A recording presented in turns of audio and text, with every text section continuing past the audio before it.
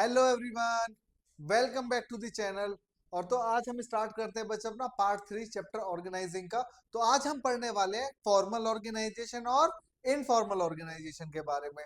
तो formal organisation की अगर मैं बात करूं तो इसमें क्या होगा, जो बच्चा डिजाइन फॉर्मल ऑर्गेनाइजेशन कौन डिजाइन करेगा। आपने जैसे लेटर पढ़े हैं ना फॉर्मल वाले, तो उसमें क्या था, आप ऑफिशियल लेटर्स होते थे।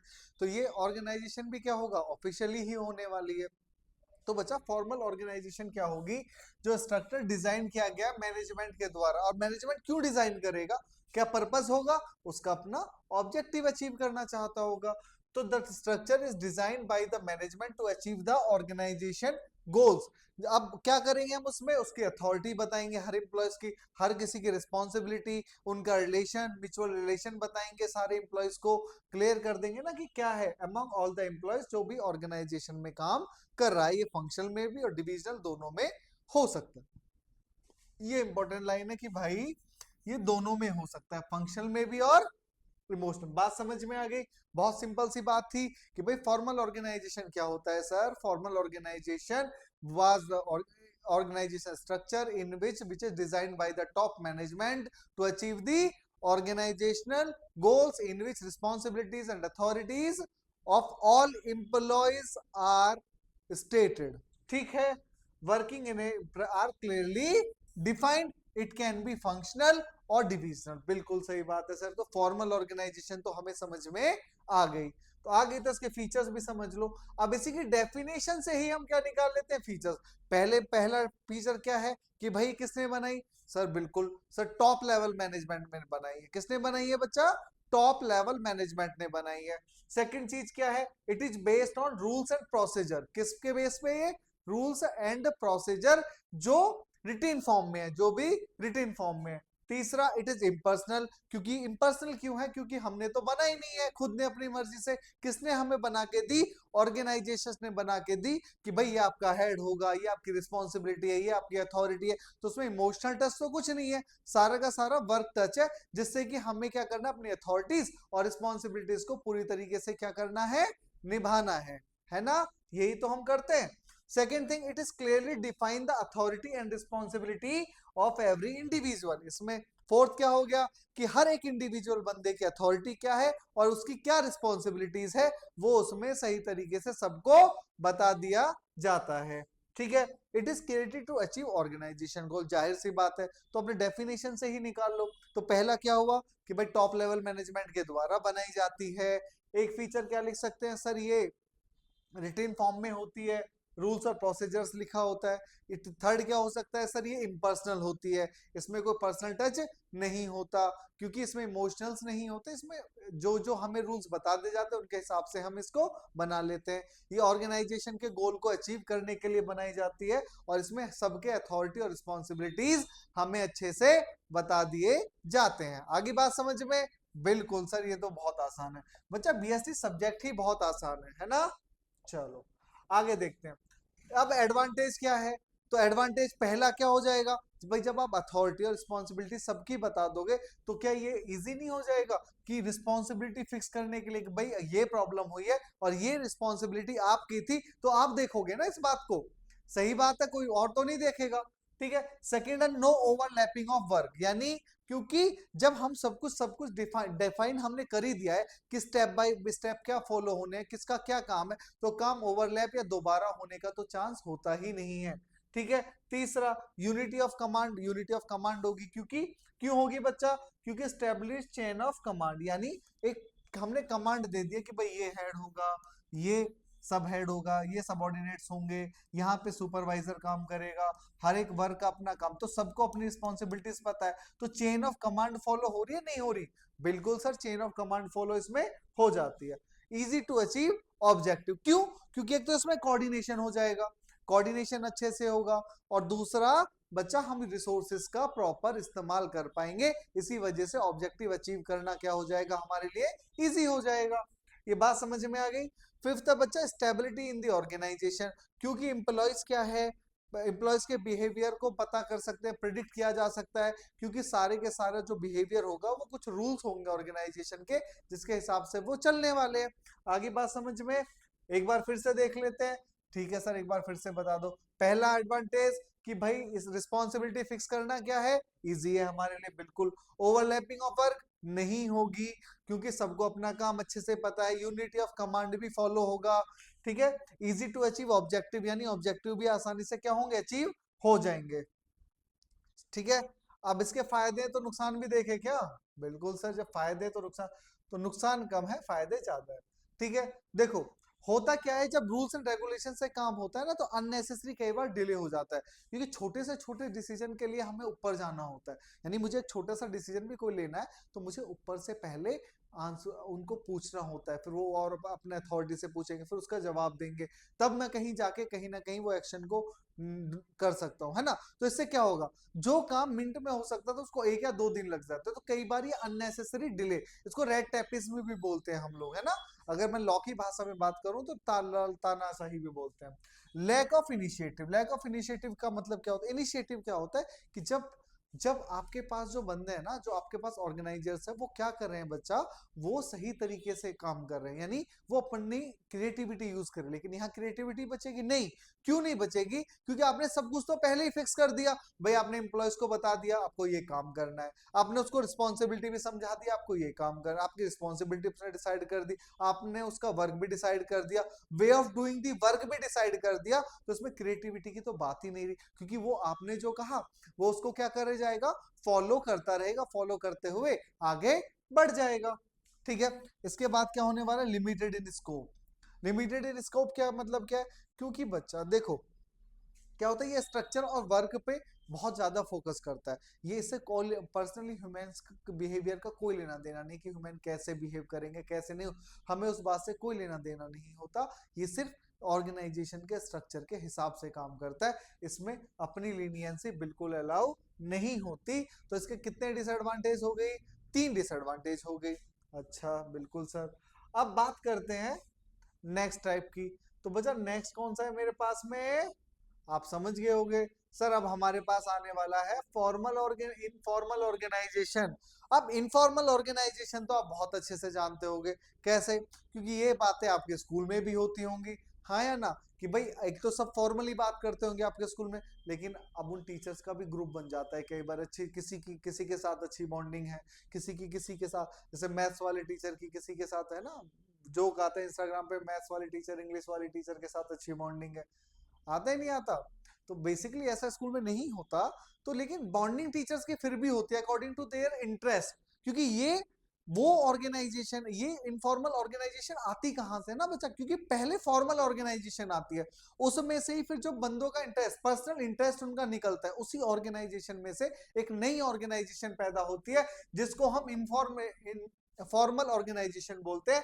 और इसमें क्या होगा, इसमें किसी रूल्स एंड रेगुलेशन से नहीं, अपने पर्सनल इंटरेस्ट से ऑर्गेनाइजेशन बनती है, ठीक है। Informal which is established deliberately but comes into existence because of common interest। क्या हो सकता है भाई, किसी को कॉमन चीजें पसंद हो, उनका टेस्ट कॉमन हो, रिलीजियस और कम्युनल रिलेशन भी हो सकता है, दोस्ती का रिलेशन भी हो सकता है, बाहर भी उनका हो सकता है उससे पहले रिलेशन रहा हो, ठीक है। तो ये सारी चीजें, जब इन सारी चीजों पॉइंट को आके जो ऑर्गेनाइजेशन फॉर्म होती है उसको इनफॉर्मल ऑर्गेनाइजेशन बोलते हैं। इसका फीचर्स क्या है, देखो सबसे पहले तो ये कहां से आती है, ये बनती कहां से है, फॉर्मल ऑर्गेनाइजेशन से बनती है, बिल्कुल सही बात है सर। फॉर्मल ऑर्गेनाइजेशन से क्यों बनेगी, जल्दी बताओ, क्योंकि सर इसमें लोगों के पर्सनल इंटरेक्शन से बनती है ये, क्योंकि फॉर्मल ऑर्गेनाइजेशन जब चेन ऑफ कमांड डिसाइड कर जाती है तो फिर वो लोग इंटरेक्ट करते हैं। अब जिस इंटरेक्शन जो जिसके साथ उनको अच्छा लगता है, उनकी बॉन्डिंग उसके साथ हो जाती है, और उस बॉन्डिंग को ही हम क्या कहते हैं, informal organisation. It has no written, क्योंकि ऑर्गेनाइजेशन तो बना ही नहीं है, तो ऑर्गेनाइजेशन का कोई रूल होगा, नहीं होगा। It has no fix line of communication. जैसे क्या होता है लाइन ऑफ कम्युनिकेशन, मैंने आपको समझाया था स्केलर चेन में, कि भाई ये यहाँ पे फॉलो, कुछ ऐसा होता है नहीं।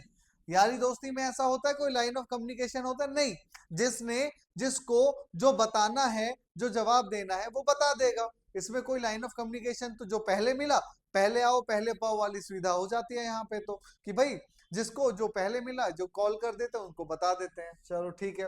It is not deliberate. ये मैनेजमेंट तो बनाता ही नहीं है, पहले ही डेफिनेशन में इसकी लिखा है कि मैनेजमेंट तो इसको बनाता ही नहीं है। ये तो लोगों के पर्सनल इंटरेस्ट से निकल के आती है ना, कि भाई जो पर्सनल इंटरेक्शन उनका आपस में होता है और किसी भी पर्टिकुलर इंटरेस्ट को लेके जब वो एक साथ आ जाते हैं तो वो इनफॉर्मल ऑर्गेनाइजेशन बन जाती है।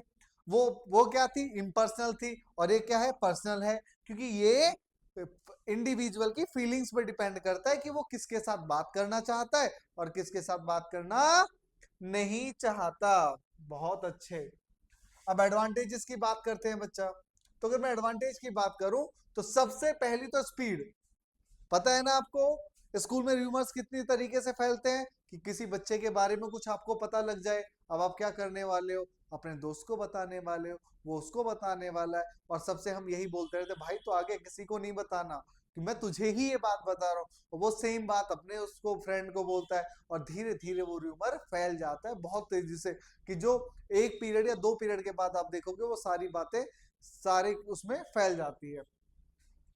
फुलफिलमेंट ऑफ सोशल नीड्स, बिल्कुल, क्योंकि job certificate give them a sense of belong. देखो होता क्या है, जरूरी बात है कि फॉर्मल ऑर्गेनाइजेशन होनी चाहिए, लेकिन इनफॉर्मल ऑर्गेनाइजेशन इंसान को जॉब सर्टिफिकेट, क्योंकि देखो आप कहीं काम करने जाते हो, सिंपल सी बात है, आप स्कूल जाते हो ना बच्चा, तो आप स्कूल पढ़ने के ही एक मात्र मोटिव है आपका क्या, नहीं ना। एक मोटिव आपका अपने दोस्तों के साथ मिलना भी होता है। ये मानो या मेरी बात ना मानो, आप सिर्फ पढ़ने के लिए स्कूल जाओ, ये हो ही नहीं सकता। 90% बच्चा या 91% या 2% बच्चा है जो पढ़ने के लिए स्कूल जाता है। आपका सेकंड मोटिव भी होता है कि सर हमें अपने दोस्तों से भी तो मिलना होता है, क्योंकि स्कूल में हम अपने दोस्तों से रोज मिलते हैं, मस्ती करते हैं। ये आपका मोटिव होता है, नहीं होता। सेम वे में ऑर्गेनाइजेशन में भी क्या होगा, सोशल नीड सबकी होते हैं। जब वो जॉब करने जाता है तो वहां पे जब उसके दोस्त होते हैं तो वहां पे उसको फील आता है कि बिलोंगिंगनेस, कि भाई ये हमारा ही ऑफिस है। अगर ऐसा ना हो, वो एकदम ऐसे खड़े सीरियस है, आप बस काम किए जा रहे हो, तो आपको बस ऐसा लगे कि आप ऑर्डर फॉलो कर रहे हैं, आप यहाँ पे रह नहीं रहे, सिर्फ ऑर्डर फॉलो करने के लिए, ठीक है, और वहां पे जॉब सेटिस्फेक्शन नहीं होता। प्रॉब्लम्स का जल्दी सोल्यूशन निकल जाता है, वैसे तो निकल जाता है, क्योंकि क्योंकि क्या होता है कि ऑफिसर से पहले, मान लो किसी बड़े लोग से पहले हम क्या करते हैं, अपने दोस्त को बताते हैं, है ना। आप भी तो यही करते होगे कि जब मान लो किसी की कंप्लेंट करनी है तो आप क्या करोगे, पहले अपने दोस्त से बात करोगे, फिर आपका दोस्त आपको सोल्यूशन देता होगा, नहीं भाई तो ऐसे नहीं, ऐसा कर सकता है, होता है नहीं होता, नहीं भाई लेट्स से कि आपको कंप्लेंट करनी है, आप गए, आप सीधे प्रिंसिपल मैम के पास चले गए, तो ऐसा होता है, नहीं होता सर। आप पहले अपने दोस्त के साथ डिस्कशन करते हैं कि भाई ऐसा करूं ना करूं, फिर वो जैसे, फिर हम उसके साथ डिस्कशन करने के बाद जो रिजल्ट निकलता है उसको कई बार फॉलो करते हैं, कई बार नहीं करते। तो सीधी सी बात है, तो प्रॉब्लम्स का सोल्यूशन जल्दी निकल जाता है, ठीक है। अब बात करते हैं डिसएडवांटेजेस की। इट क्रिएट्स रूमर्स, ये तो भाई बिल्कुल बात है, सही है। रूमर्स कैसे, कि आप बताओगे कुछ और एंड तक जाते जाते वो इंफॉर्मेशन कुछ और फैल जाएगी। जैसे एक बहुत अच्छी एक बताता हूँ मैं, कि भाई किसी ने एक लेडीज को या एक मैम को ये बता दिया कि, क्या बताया कि भाई उसके बच्चे का एक्सीडेंट हो गया। अब उन्होंने इतनी सिर्फ बात कितनी थी कि एक्सीडेंट हो गया, अब आगे गई, उन्होंने बताया भाई इसका बाइक बहुत तेज चलाता था तो इस वजह से उसका एक्सीडेंट हो गया।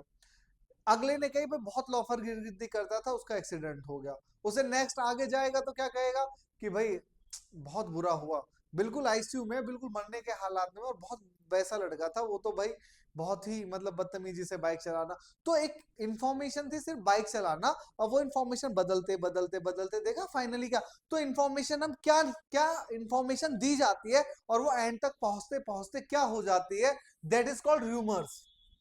क्या होता है, र्यूमर्स। जैसे आपके क्लास में होता है ना, किसी के बारे में कुछ पता लग जाए, होता है नहीं होता, उस लड़के और लड़की का तो भाई कुछ चल, और चाहे बेचारों का कुछ ना हो, लेकिन बस एक नहीं सारा क्या, और वो सारी क्लास में क्या, थोड़े दिन बाद सारे स्कूल में बातें फैल जाती, होता है नहीं होता, बिल्कुल होता होगा, मुझे पता है बच्चा, क्योंकि रूमर्स हमेशा जल्दी पे।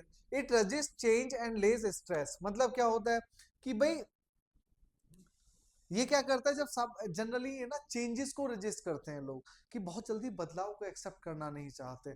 बदलाव को क्यों एक्सेप्ट नहीं करना चाहते, क्योंकि वो कंफर्टेबिलिटी नहीं होती उनको। आपको अगर आपको एक्सेप्टेंस चाहिए बदलेगा तो कंफर्टेबल जोन आपको छोड़ना पड़ेगा, और कंफर्ट छोड़ना हर किसी के बस की बात नहीं होती।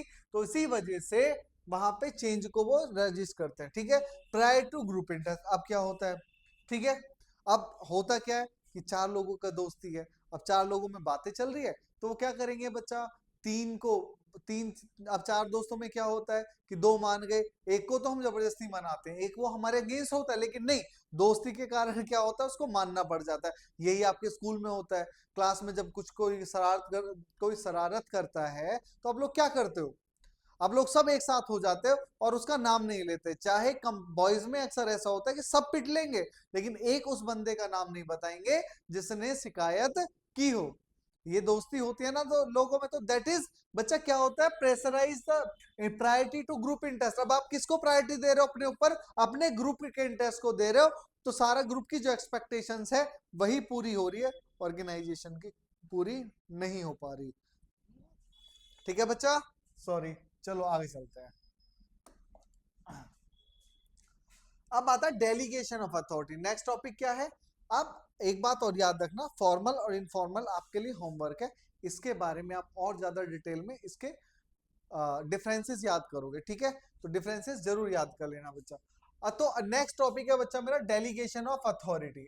अच्छा सर, डेलीगेशन ऑफ अथॉरिटी ये क्या है, तो बच्चा इसका मतलब है it means the granting of authority to subordinate to operate within the prescribed limit. इसमें क्या होता है कि हम अब कुछ अथॉरिटीज, या जो अथॉरिटी किसको दे देते हैं, अपने सबऑर्डिनेट्स को दे देंगे, और उससे भाई अब अथॉरिटी सब कुछ तो देंगे नहीं, जब अथॉरिटी दी जाएगी तो एक लिमिट में दी जाएगी जिसके अंदर वो काम कर सकते हैं, जाहिर सी बात है। यानी आपके जैसे स्कूल में सारी अथॉरिटी प्रिंसिपल मैम के पास या सर के पास जो भी उनके पास नहीं होती, कुछ अथॉरिटी टीचर्स के पास भी होती है जो वो अपने वे में हैंडल कर लेते हैं। अगर सारी चीजें प्रिंसिपल सर या प्रिंसिपल मैम के पास जा रहे तो और चीजें उन पर फोकस कर पाएंगे नहीं, वो तो यही कर, कॉपी लेके जाओ, बच्चे ने कॉपी नहीं बनाई तो ले जाओ प्रिंसिपल के पास, बच्चे ने कॉपी ने काम नहीं किया ले जाओ प्रिंसिपल मैम के पास, बच्चे ने ये नहीं किया ले जाओ प्रिंसिपल मैम के पास। अगर इस तरीके से काम होगा तो आप मुझे ये समझाओ कि भाई काम कैसे करेंगे। तो सीधा सिद्धांत ये होता है कि भाई कुछ अथॉरिटी आपके टीचर्स के पास भी होते हैं, बच्चा कॉपी नहीं लेके आए तो उसके डायरी में नोट लिख देंगे, उसके पेरेंट को इन्फॉर्म किएंगे। अगर रिपीटेडली ये चीज होती है तब जाके हम आगे हायर अथॉरिटी को इंफॉर्मेशन देंगे, सीधी सी बात है। अब इसके तीन एलिमेंट्स है बच्चा, अथॉरिटी, रिस्पॉन्सिबिलिटी और अकाउंटेबिलिटी।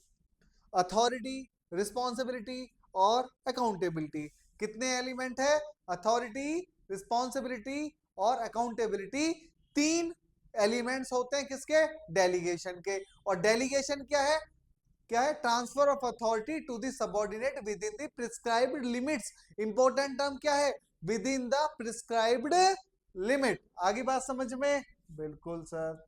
चलो तो बात करते हैं तीनों के बारे में। तो सबसे पहले बच्चा अथॉरिटी क्या है, क्या है मेरे पास, चलो अथॉरिटी क्या है। तो अथॉरिटी की मैं बात करूं बच्चा, the power of taking decision, the power of taking decision is it's authority. यानी आप किस बारे में डिसीजन ले सकते हो, एक्टिविटीज को गाइड कर सकते हो दूसरों से, वो क्या है आपकी अथॉरिटी। यानी आपकी अथॉरिटी है कि भाई किसी को गाइड करना, क्या है, taking decision on order to guide the activities of other, ठीक है, which influence the conduct. Authority क्या है, वो पावर है जो दूसरे के कंडक्ट को, दूसरे के काम को आप इन्फ्लुएंस कर सकते हो। बात आ गई समझ में, बिल्कुल आ गई। आपको क्या अथॉरिटी है, जैसे आप घर आते हो, आप घर जाते हो तो आपको भाई काम दे रखा हो, तो ये आपका काम है कि भाई सब चीजें सही से मैनेज हो, मतलब आप शूज सही सबके रात में चेक करोगे कि स्लीपर सही जगह नहीं है, नहीं, तो आपको अथॉरिटी है ना। आपकी पावर क्या है कि आप अगर कोई नहीं कर रहा है तो आप उसको बता सकते हो कि भाई ऐसे नहीं, ऐसे आपको करना है, ठीक है। अब भाई जब जब अथॉरिटी आती है ना तो उसके साथ रिस्पॉन्सिबिलिटी भी आती है। Authority without responsibility is useless, ये ध्यान रखना। तो रिस्पॉन्सिबिलिटी क्या है, रिस्पॉन्सिबिलिटी है कि जो आपको काम दिया गया उस काम को सही तरीके से करना है। यानी जिस चीज की आपको अथॉरिटी मिली उस अथॉरिटी को आपको अच्छे से क्या करना है, काम करना है, ठीक है, बात समझ में आ गई। That is your responsibility, it is the obligation of a subordinate to properly perform the designed duty when a superior order it become the responsibility of the subordinate. यानी जब एक सुपीरियर आपको ऑर्डर देता है तो वो आपकी रिस्पॉन्सिबिलिटी बन जाती है वो सही तरीके से काम करने के लिए, ठीक है। आगे बच्चा समझ में, अकाउंटेबिलिटी क्या है, अकाउंटेबिलिटी का मतलब क्या होता है कि किसी को काम करने का, जो अब आपने जो काम किया, जो रिस्पॉन्सिबिलिटी आपने ली, उस बात के लिए आंसरेबल कौन है। अगर कुछ भी बात होती है, नहीं होती, तो उसका आंसर कौन करेगा, आंसरेबल होगा आउट, दैट इज अकाउंटेबिलिटी। तो अकाउंटेबिलिटी भी होना उतना ही जरूरी है, क्योंकि भाई अगर आप अकाउंटेबल और रिस्पॉन्सिबिलिटी नहीं दोगे तो अथॉरिटी देने का कभी कोई फायदा नहीं होता। और ये बोला भी जाता है तीनों में हमेशा क्या होना चाहिए, बैलेंस होना चाहिए। अथॉरिटी, अकाउंटेबिलिटी और रिस्पॉन्सिबिलिटी, तीनों में हमेशा क्या होगा बच्चा, आपका बैलेंस होना चाहिए। आगे बात समझ में, तो अथॉरिटी क्या होगी, power to take decisions. Authority sorry responsibility क्या होगी कि sir to perform the given task in a proper way, in a proper way. और फिर हम accountability, the when we are answerable to act what we do, यानी जो हमने किया है उसके आंसरेबल कौन होगा, हम होंगे। तो वही क्या है, मेरी अकाउंटेबिलिटी है। बिल्कुल सर, आगे बात समझ में, बहुत अच्छी बात है। आगे तो अब आता है बच्चा importance of delegation of authority, कि आखिरकार ये जरूरी क्यों है, डेलीगेशन ऑफ अथॉरिटी जरूरी क्यों है, ये देख लेते हैं। तो बच्चा सबसे पहले इंपॉर्टेंस क्या है कि रिडक्शन ऑफ एग्जीक्यूटिव वर्कलोड, ये बात समझ में आ गई। यानी जब हम अथॉरिटी नीचे रिस्पॉन्सिबिलिटीज दे देते हैं तो जो हायर ऑफिसर्स है वो, उनके से दिमाग से वर्कलोड क्या हो जाता है, कम हो जाता है, और वो और बड़ी चीजों पे फोकस कर पाते हैं, बड़े बड़े ऑर्गेनाइजेशन का गोल पूरा कर पाते हैं। एम्प्लॉयज की डेवलपमेंट होगी, क्यों, क्योंकि बच्चा जब आपने उसको अथॉरिटी दी तो उसको क्या होगा, अथॉरिटी होगा तो उसके पास अपॉर्चुनिटी किस चीज की है, अपॉर्चुनिटी है कि अपने टैलेंट को यूटिलाइज करके उस अथॉरिटी और को उस रिस्पॉन्सिबिलिटी को अच्छे से निभाने की, अपने वे में काम करने की, जिससे फाइनली क्या होगा, वो अपनी स्किल्स में, उसके स्किल में डेवलप होने वाला है। क्योंकि जब तक किसी को रिस्पॉन्सिबिलिटीज नहीं दी जाती ना बच्चा, तो आपसे बोलते हैं ना, घर वाले भी बोलते हो कि जब जिम्मेदारी सर पे आएगी ना तो अपने आप काम करेगा। दैट इज द थिंग, क्या, एम्प्लॉय डेवलपमेंट, कि भाई एम्प्लॉयज क्या होता है, हमेशा उनको अपॉर्चुनिटीज मिलती है, क्या मिलती है, employees get more opportunities to utilise their talent which allow them to develop those skills which will enable them to perform complex task, यानी फ्यूचर में जब उनके पास कोई कॉम्प्लेक्स टास्क आएगा वो उसको भी परफॉर्म कर पाएंगे। Quick and decision are better decision possible, क्यों, क्योंकि जो सबॉर्डिनेट है उनको सफिशिएंट अथॉरिटी दी गई है कि भाई अपने काम के लिए आप डिसीजन ले सकते हो। तो अब जैसे मैंने पहले क्या था, फॉर्मल ऑर्गेनाइजेशन में आपको क्या पढ़ा है कि डिसीजन डिले हो जाता है क्योंकि उनको हर बात के लिए ऊपर जाना पड़ता है। लेकिन अब अथॉरिटी डेलीगेट कर दी गई है तो क्या हर डिसीजन के लिए उनको नहीं, उनको जो बेस्ट डिसीजन लगेगा रूटीन वर्क को करने के लिए वो खुद ले सकते हैं सबसे अच्छा डिसीजन, क्योंकि वही एक्चुअली में काम कर रहे होते हैं। तो फाइनली क्या होगा, उनका डिसीजन जल्दी लिया जाएगा। हाई मोरल ऑफ सबॉर्डिनेट्स, क्यों, क्योंकि उनको अपनी एफिशिएंसी और कैपेसिटी दिखाने का जब मौका मिलता है ना बच्चा, तो हर किसी का मोरल बढ़ जाता है कि भाई मुझे, अब मुझे कंपनी ने क्या किया, मुझे कंपनी ने पूरा अथॉरिटी दी, पूरी रिस्पॉन्सिबिलिटी दी है काम करने की। जब उनको इतनी अथॉरिटी और उसको रिस्पॉन्सिबिलिटी दे दी गई तो उससे उसका जो मोरल है ना वो बहुत ज्यादा बूस्ट होता है और वो अच्छे से काम करता है। ठीक है, नेक्स्ट है बच्चा बेटर कोऑर्डिनेशन, बिल्कुल, क्यों, पावर, ड्यूटीज और आंसरेबिलिटी, सब चीजें सबको बता दी जाती है, हर किसी की उसके पोजीशन के हिसाब से अथॉरिटी, रिस्पॉन्सिबिलिटी और अकाउंटेबिलिटी दे दी जाती है। तो जब हर कोई अपना रिस्पॉन्सिबिलिटी अच्छे तरीके से निभाता है ना, अपनी अथॉरिटी का यूज करता है, तो ऑटोमेटिकली कोऑर्डिनेशन होता है। और कोऑर्डिनेशन जब एक साथ काम करता है तो वो क्या करता है, हमेशा ऑर्गेनाइजेशन के गोल को जल्दी से अचीव कर लेता है। हमारा लास्ट टॉपिक है बच्चा डिसेंट्रलाइजेशन। ये सेम ऐसे ही समझ लो, सेम अगर मैं इसकी बात करूं तो ये सेम देख रहे हो, सेम अगर मैं इसकी बात करूं डिसेंट्रलाइजेशन की बच्चा, तो डिसेंट्रलाइजेशन का मतलब क्या होता है, जैसे अथॉरिटी को डेलीगेट करना, यानी अपनी पावर्स को डिस्ट्रीब्यूट कर देना सबऑर्डिनेट्स में, सिंपल भाई अपनी पावर को। डिसेंट्रलाइजेशन क्या होता है, systematic dispersal of authority up to the lowest level in the organisation to enable the managers to at each level take those decision and actions which line within their area of jurisdiction। सीधी सी बात, आई बात समझ में, नहीं आई, नहीं आई, चलो नहीं आई तो समझा देते। इसका मतलब क्या है कि सिस्टमेटिकली जो हायर अथॉरिटी है वो लोअर सबऑर्डिनेट्स को पावर डिस्ट्रीब्यूट कर देगी, वो सिस्टमेटिकली, जिससे कि वो भी अपने आंसर्स, अपने रिस्पॉन्सिबिलिटीज अपने तरीके से काम कर सके, अपने जो उनका जुरिडिक्शन है, जो उनका एरिया होगा उसमें वो सही तरीके से बेटरली क्या कर सके बच्चा, काम कर सके। ठीक है, ये बात समझ में आ गई? बिल्कुल सर, समझ में आ गई। लास्ट टॉपिक क्या है? Importance of decentralisation. और फिर फाइनली आपका चैप्टर भी खत्म हो जाएगा। तो चैप्टर हमारा 3 क्लासों में खत्म हो गया। डेवलप इनिशिएटिंग अबव सबऑर्डिनेट, बिल्कुल से इनिशिएटिव मैं आपको पहले भी बता चुका हूँ, ये इनकी क्रिएटिविटी से होता है। क्यों क्यों? अब इससे क्या होगा, जब सबऑर्डिनेट्स को हम पावर या पावर्स डिस्ट्रीब्यूट कर देते हैं तो उनका कॉन्फिडेंस बिल्डअप होता है, क्योंकि वो समझते हैं कि ऑर्गेनाइजेशन हमारे ऊपर क्या कर रही है बच्चा, हमारे ऊपर ट्रस्ट कर रही है, तो इस ट्रस्ट को हमें अच्छे से निभाना है और काम करके दिखाना है। Quick and better decision, same उसी के लिए लो, क्योंकि मैनेजर लेवल का बर्डन होता है, जो छोटी छोटी बातों का डिसीजन है वो क्या होगा, अब वो लोअर सबऑर्डिनेट पे चला जाएगा, तो उसका काम क्या हो जाएगा, सिंपल, बर्डन फ्री हो जाएगा। अब जब बर्डन फ्री हो जाएगा तो उससे वो फायदे में रहने वाले हैं, बिल्कुल रहने वाले हैं सर।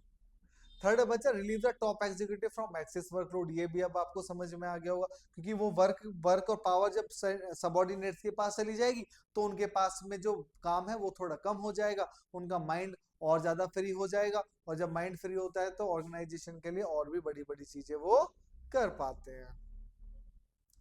ठीक है, लास्ट है मैनेजर डेवलपमेंट। क्या होता है, सब क्योंकि लोअर लेवल को डिसीजन लेने की हेल्प होती है, तो इससे क्या होगा, उनको अपॉर्चुनिटी मिलती है अपने डिसीजंस को लेने की, एक अपने अंदर मैनेजर पावर डेवलप करने की, जिससे कि वो फ्यूचर मैनेजर, हम ये भी कह सकते हैं कि ये हमारे फ्यूचर मैनेजर्स को भी रेडी करता है। और कंट्रोल अच्छा होने वाला है, क्योंकि इसमें पॉसिबल ये है कि आप हर लेवल के परफॉर्मेंस को इवेलुएट कर पाओगे, परफॉर्म कर पाओगे, जिससे कि आपका कंट्रोल और बेहतर होगा, आपको पता होगा कि कौन से लेवल में क्या चल रहा है। ठीक है, तो इसी के साथ ये चैप्टर बच्चा क्या हो जाता है, खत्म हो जाता है। ठीक है, तो ये चैप्टर अब दी एंड हो चुका है इस चैप्टर का। नेक्स्ट चैप्टर अब हम स्टार्ट करेंगे